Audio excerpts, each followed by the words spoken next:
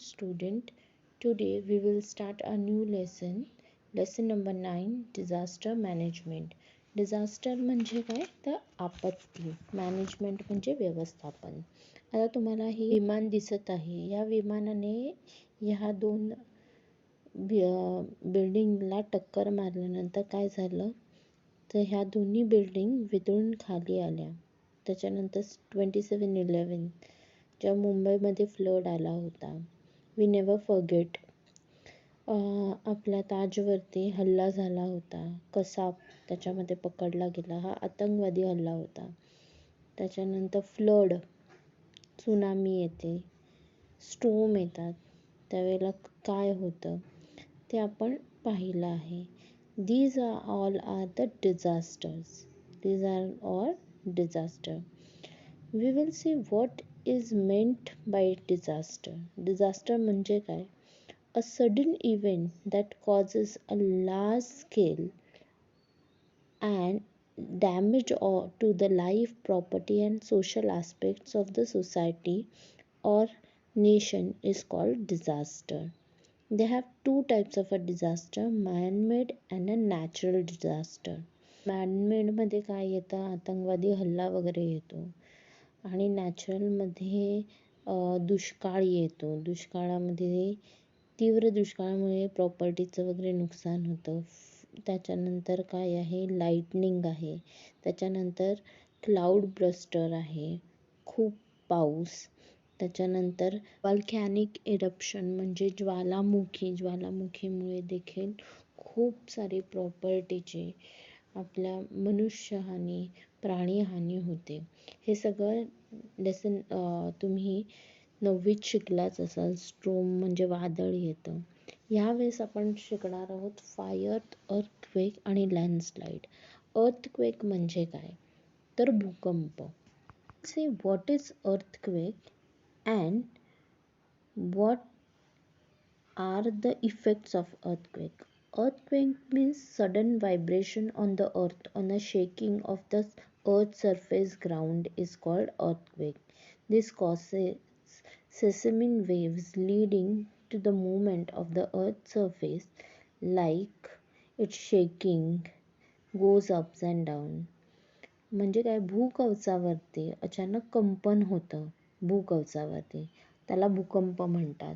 त्याच्यामुळे काय होतं, पृथ्वीच्या गर्भामध्ये ते लाटा उसळतात, धक्के लागतात आपल्याला, जमीन हादरते, खूप सारी मनुष्यहानी होते आणि प्राणीहानी होते, प्रॉपर्टीचं नुकसान होतं. हे तुम्हाला कळलं. पण ते एक्झॅक्टली कशामुळे होतं? सेसमिक वेव्स पिक्चरमध्ये दाखवल्याप्रमाणे भूगर्भामध्ये निर्माण होणाऱ्या लाटा, त्यांना भूकंप लाटा असं म्हणतात. ते काय होतं, त्या लाटा आतमध्ये तयार व्हायला लागतात तीव्र स्वरूपाच्या. त्यामुळे हादरे बसतात. सर्वप्रथम केंद्रालगत येऊन त्या पोचतात. त्यामुळे हानीचे प्रमाण त्या केंद्रावरती सगळ्यात जास्त असते. म्हणजे हे जे वेव्ज असतात, सेसमिक वेव्स, त्या काय करतात, the central point of the earthquake is the point of the above epic centre on the earth. You can see over here surface strong. The waves at a first reach to the epicenter, therefore major loss occurs near that area. त्या तीव्र स्वरूपाच्या लाटा सर्वप्रथम केंद्रालगत येऊन पोचतात. त्यामुळे तेथे हानीचे प्रमाण सर्वात जास्त असते. Shocks occurs due to an earthquake can be mild on the earth. Mid-earthquake occur in a large number than the intensifieds or runners. म्हणजे भूकंपाचे हादरे सौम्य किंवा तीव्र अशा दोन्ही स्वरूपाचे असू शकतात. पृथ्वीवर होणाऱ्या विध्वंसक भूकंपापेक्षा सौम्य भूकंपांची संख्या खूपच जास्त प्रमाणात आहे.